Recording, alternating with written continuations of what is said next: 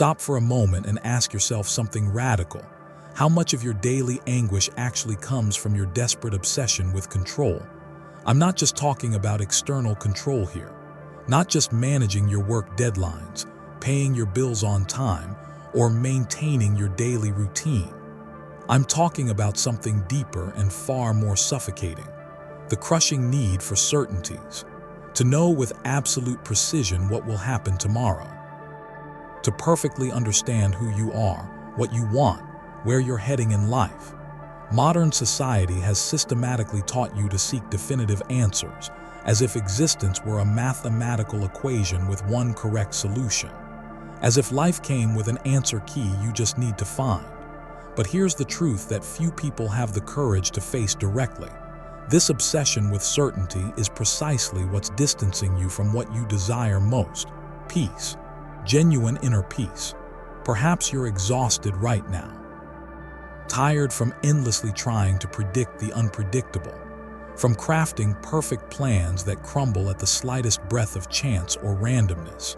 Maybe you're living in the psychological limbo of chronic anxiety, where every uncertainty becomes a perceived threat, where the unknown seems like a dangerous enemy that must be defeated at all costs. But what if the problem isn't actually the uncertainty itself? What if the real poison is your stubborn refusal to accept it? Michel de Montaigne, a French philosopher and essayist from the 16th century, understood this profound truth before any of us were born. While the world around him desperately sought dogmas, absolute truths, and closed intellectual systems, he did something extraordinarily rare. He turned his gaze inward. He observed his own mind with ruthless honesty, examined his fears, acknowledged his inconsistencies, and dared to write about all of it with brutal transparency. Not as someone who possessed all the answers, but as someone who learned to live meaningfully with the questions. And that's exactly what you need now. Not more certainties to cling to, but an entirely new relationship with what cannot be controlled. In this exploration, I want to propose a radically different path, a lighter and paradoxically much braver way to face existence. I want to show you, through Montaigne's hard-won wisdom, that when you finally stop resisting the unknown, something transformative happens. Anxiety loses its stranglehold, external pressures diminish, and for the first time in a long time, life begins to seem genuinely simpler. But here's the critical point. This simplicity doesn't come from anything external. It's not a change in your circumstances or the world around you. It's an internal revolution. And it starts right now, when you make the conscious decision to let go, to abandon the comfortable illusion of control, and to walk with me not toward easy answers, but toward a completely new way of being in the world. Are you ready? Because this journey, unlike anything you've been taught, begins with a single phrase that most people spend their entire lives avoiding. I don't know, and that's okay. Who was Montaigne, and why does he matter now? Michel de Montaigne was not an ordinary philosopher by any measure. He didn't ascend to university pulpits to lecture. He didn't create complex philosophical systems. He didn't try to force the messy reality of human experience into neat, rational formulas. Instead, he wrote from within his own skin, from his own lived experience. Sitting in his circular library tower in the Château de Montaigne in southwestern France, surrounded by books and penetrating silence, Michel de Montaigne made a revolutionary decision. He decided to investigate the most unstable and mysterious object that exists, himself. His texts, collected in what he called essays, literally meaning attempts or trials, are not academic treatises. They're mirrors held up to the human condition. He didn't write to convince you of anything. He wrote to invite you to think, to doubt, to question everything, to look within yourself without fear. Or rather, despite the fear. Unlike other philosophers who sought universal truths applicable to all humanity, Montaigne embraced the opposite approach. He embraced not knowing. And the more he lived and observed himself, the more he realized that knowing very little about the external world and even less about himself was not an intellectual flaw or failure. It was a rare and profound form of wisdom. On the ceiling beams of his library, he had inscribed in Greek, "Quesaisgi," which translates to "What do I know?" not as a provocation to others, but as a fundamental starting point for all inquiry. Because for Montaigne, admitting ignorance was not intellectual failure, it was liberation. It was finally stopping the exhausting pretense. It was abandoning the maintenance of social masks. It was lifting the crushing burden of having to be someone who is right, complete, impenetrable, and perfect. The modern world violently rejects this kind of humility. We live in an era when you must have an immediate opinion about everything, a firm stance on every issue, certainties as sharp as blades ready to cut down anyone who disagrees. But Montaigne offers us the opposite. He offers the radical possibility of being fully human before being ideological. He believed that our fragility, our doubts, our glaring contradictions are not weaknesses to be corrected or hidden. They are essential parts of what makes us genuinely alive, authentically human. And perhaps that's exactly what you need to hear right now.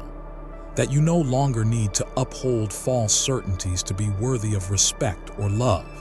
That you don't need to know everything to move forward meaningfully. That it's not just acceptable but beautiful to be incomplete. Montaigne gave himself permission to change his mind freely. He contradicted himself in his own writing without shame. He openly admitted that what he thought yesterday might not hold true today. He understood something most people never grasp: the natural, fluid movement of the human mind, which molds itself, adapts constantly, and transforms based on experience. And instead of fighting against this natural fluidity, he embraced it with kindness, with irony, with genuine astonishment at being alive. He knew that living meaningfully is not about dominating the world with solid, unchanging ideas. It's about navigating reality with an open mind and an attentive, compassionate heart. This is precisely why Montaigne is so necessary today, perhaps more than ever. In a time when everyone shouts their certainties, he whispers his doubts. In an era of hard, inflexible convictions, he teaches the profound lightness that comes from sincere questioning. And if you're feeling lost right now, crushed by the relentless demands of being someone stable, defined, and unchangeable, perhaps what you're lacking is not direction or more information. Perhaps what you lack is freedom. The freedom to change, the freedom to not know, the freedom to simply be. The hidden cost of control: you try to control everything, don't you? Tomorrow's outcome, other people's reactions to you, your career trajectory, your body's appearance, your feelings and emotions, even things that fundamentally don't depend on you at all. And the more tightly you try to grasp the reins of life, the more it slips through your fingers. It's like trying to hold water in your clenched fists. The tighter you squeeze, the more rapidly it flows away, escaping between your fingers. Have you noticed how much this costs you? How exhausting it is? This obsession with control isn't just tiring. It's psychologically toxic. It transforms you into a prisoner of unrealistic expectations, a permanent inspector of everything that could possibly go wrong in your life. And this pattern has a very specific name in psychology: anxiety. Anxiety, at its psychological core, is the fear of the unpredictable. It's the desperate craving for guarantees in a universe that offers absolutely none. Most people live in this constant state of hypervigilant alert, continuously trying to anticipate every curve in the road, as if that mental rehearsal could somehow prevent the inevitable accidents of the soul. But Montaigne understood something that modern psychology only confirmed scientifically centuries later. Living in a perpetual attempt to predict and control the future is to live in a state of war with reality itself. You see, human suffering doesn't only come from what actually happens to us. Often, the deepest suffering comes from our futile struggle against what happens.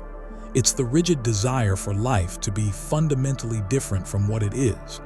It's the denial of the natural flow of things. Montaigne wrote about this with almost disconcerting frankness in his essay, that to philosophize is to learn to die. He accepted his physical pains, his losses, his uncertainties not as things to be eliminated or fixed, but as integral, unavoidable parts of existence itself. And by doing so, by accepting rather than resisting, he freed himself from the crushing burden of fighting against everything. Have you noticed this pattern? The most controlling people you know are also typically the most tense, the most emotionally exhausted, the most rigid and inflexible. They never truly relax because they believe at a core level that if they're not constantly vigilant and in control, something terrible will inevitably happen. But this belief doesn't actually protect anyone. It imprisons them. Montaigne, by contrast, proposed what he called a conscious surrender.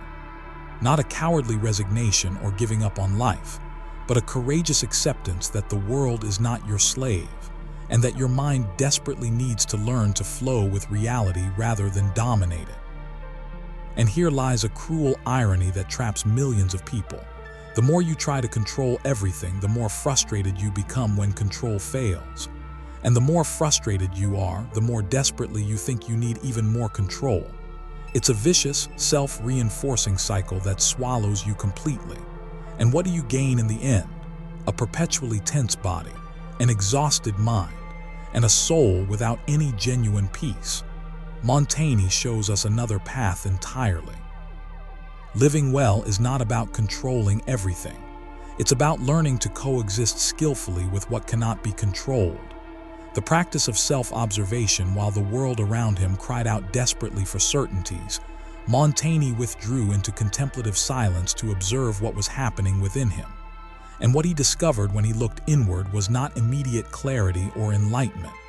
It was a whirlwind, contradictions, fears, confused desires, inexplicable impulses.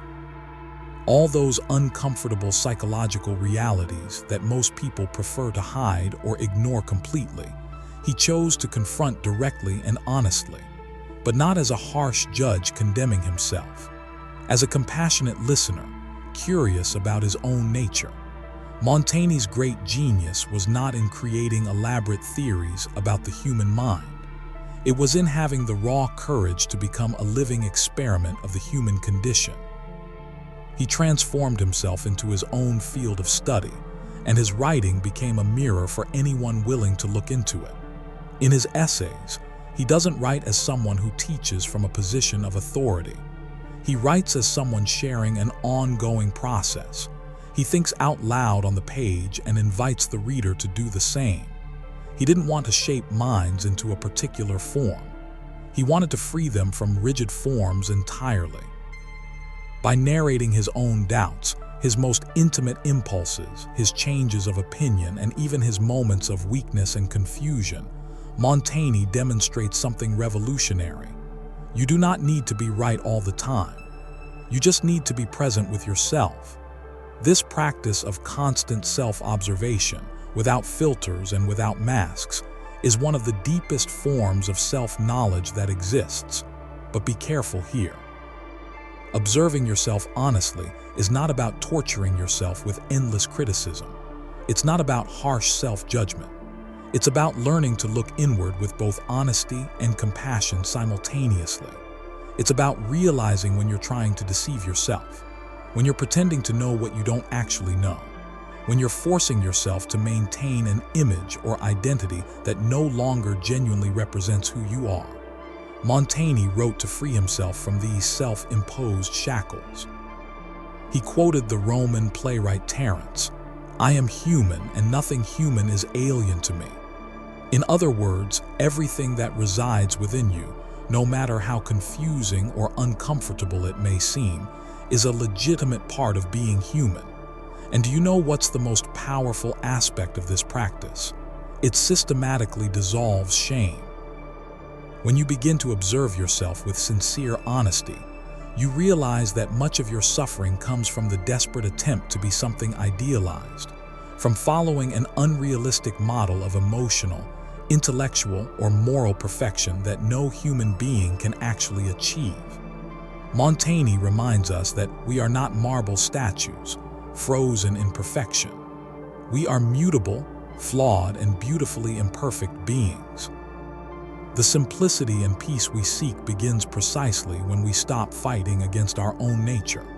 Embracing change as the nature of life, most people live as if life should be a straight, predictable line.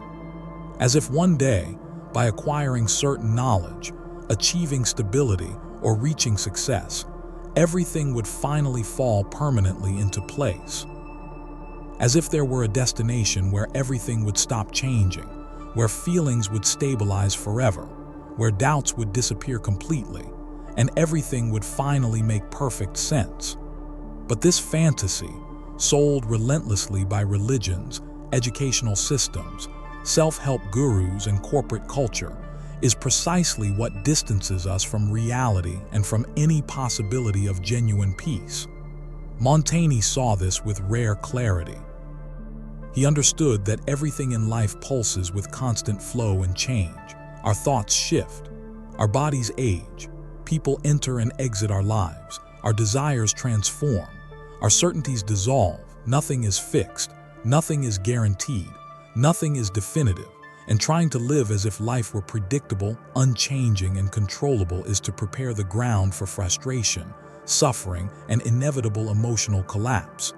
Change is not an unfortunate accident that happens to us. It is the fundamental essence of existence itself. And the more rigidly we resist this truth, the more we become rigid, bitter, and disconnected from the present moment. Montaigne accepted his own changes, his own inconsistencies, as essential parts of his humanity. He knew that being intellectually inconsistent at times was actually a sign of growth and learning. That changing one's mind was a sign of courage, not weakness. That letting go of an old thought, even to adopt another equally uncertain one, was a step toward greater clarity. In one of his most provocative statements, Montaigne wrote, "Constancy itself is nothing but a more languid motion." He was suggesting that rigid consistency is a virtue of mechanical, not human minds. For him, living well was not about clinging desperately to a fixed identity. It was about learning to dance gracefully with impermanence. Have you noticed how most of your deepest fears are directly linked to the possibility of change? Fear of losing someone you love, fear of losing your job, fear of your circumstances changing. But what if, instead of resisting these inevitable changes, you began to embrace them as Montaigne did, as natural parts of life's process? What if you stopped viewing each transition as a personal failure and started seeing it as evolution, as growth? Accepting change is not about passive conformity or resignation. It's about stopping the exhausting fight against the flow of reality. It's learning to ride the waves skillfully instead of trying to dam the entire ocean. The lightness that so many desperately seek does not come from forced stability. It comes from inner flexibility, from the capacity to let go, to adapt, to be reborn. Practical philosophy. Living with uncertainty philosophy is completely useless if it doesn't touch and improve real life. Montaigne understood this better than most philosophers before or after him. His texts are not abstract musings disconnected from reality. They are existential tools, practical guides for living. He didn't write to impress intellectuals in universities.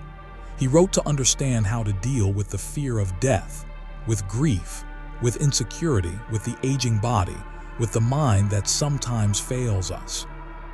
And perhaps the greatest gift Montaigne left us was precisely this: the idea that thinking is an act of survival, that reflecting deeply on one's own life is a way to learn to live it with more courage and significantly less suffering. But how exactly does one live skillfully with uncertainty? It's not just a matter of intellectual acceptance. It's a constant practice, a re-education of the mind and nervous system. And this requires discipline, not discipline in the rigid military sense, but discipline in the sense of commitment to your own freedom and well-being. Here are some essential Montaignian principles that can genuinely transform how you deal with life. First, question your certainties regularly. Every time you feel 100% absolutely sure about something, stop. Observe that feeling. Reflect on it. Absolute certainty is often a disguise for fear, a defense mechanism against the uncomfortable feeling of not knowing. Montaigne doubted even his own firmest thoughts, not out of insecurity but out of wisdom. He knew that the most dangerous thought is the one that refuses to be revised. Second, practice self-questioning as a daily ritual. Write regularly. It doesn't matter if it's a private journal, a letter that will never be sent, or loose notes on your phone. Putting your thoughts into words is a powerful way to make visible what troubles you beneath the surface. Montaigne wrote hundreds of pages about himself over 2 decades, not out of narcissistic vanity, but to understand himself, to organize internal chaos, to make his own mind habitable. Third, embrace impermanence as an organizing principle. Plan your life, yes, but know how to let go of the plan when reality changes, because it will change. Flexibility is true strength. Instead of relying on fragile certainties that will eventually shatter, learn to move with ease and grace. Adapt. Reconfigure. Reinvent. Montaigne wrote that the wisest person is the one who knows how to change with the things that change. Fourth, cultivate humor in the face of your own fragility. Yes, learn to laugh at yourself. Montaigne never took himself too seriously, and paradoxically, that's why his thinking is so profound. He laughed at his own inconsistencies. He mocked his fears. He treated his vanity with irony. Humor is a way of not being crushed by your own impossible demands. It's a way of saying, I am human, and that's perfectly okay. Finally, reserve regular moments of silence to be with yourself without distraction. No phone, no stimulation, just presence. Solitude was Montaigne's greatest ally, not for isolation from others, but for clarity about himself. It is in silence that you hear what you really think. It is in the pause that the mind reorganizes itself. And it is in that internal space that uncertainty ceases to be a threat and transforms into fertile ground for new possibilities. The freedom that comes from letting go in the end. Everything you tried so desperately hard to control was, from the very beginning, fundamentally uncontrollable. Life was not designed to fit into your emotional spreadsheets or obey your idealized calendar. People will disappoint you. Plans will fail. Feelings will change. And none of this is a mistake or failure. It is simply the nature of reality. Montaigne understood this with an almost uncomfortable clarity. He saw that suffering does not come from change itself, but from the resistance to it. From the stubborn refusal to accept that life is flow, not fixed form. When you genuinely embrace uncertainty, something transformative happens. Not in the external world, but within you. Internal rigidity begins to give way. Anxiety loses its grip and its meaning. You stop fighting against what is and start flowing with what presents itself. This is not resignation or giving up. This is wisdom. This is emotional maturity. This is freedom. The freedom to live without the crushing burden of having to understand everything perfectly. To not need a precise label for every feeling, an explanation for every pain, a clearly right path for every choice. Life does not demand perfection from you. It only asks for presence. The simplicity we all seek is not found outside ourselves. It's not in a life without problems, in an impeccable routine, or in a completely planned future. It is found in the moment you allow yourself not to know. In the moment you can say with honesty and courage, I don't have all the answers, and that's okay. Because it is in that space of humility that true peace is born. The peace that does not depend on circumstances. The peace that comes from within. The peace that no one can take from you. Montaigne taught us that by accepting our ignorance, our limitations, our humanity, we become paradoxically more human and more free. So I ask you, what in you still desperately resists the unknown? What do you feel when you look toward the future and see no clear answers? Can you sit with that discomfort without immediately trying to fix it or run from it? This is the practice. This is the path, not toward certainty, but toward peace with uncertainty. And it's available to you right now, in this moment, if you're willing to let go of what you think you know. The journey Montaigne mapped out centuries ago is the same journey you're on now. And it begins with a single breath, a single moment of allowing life to be exactly what it is.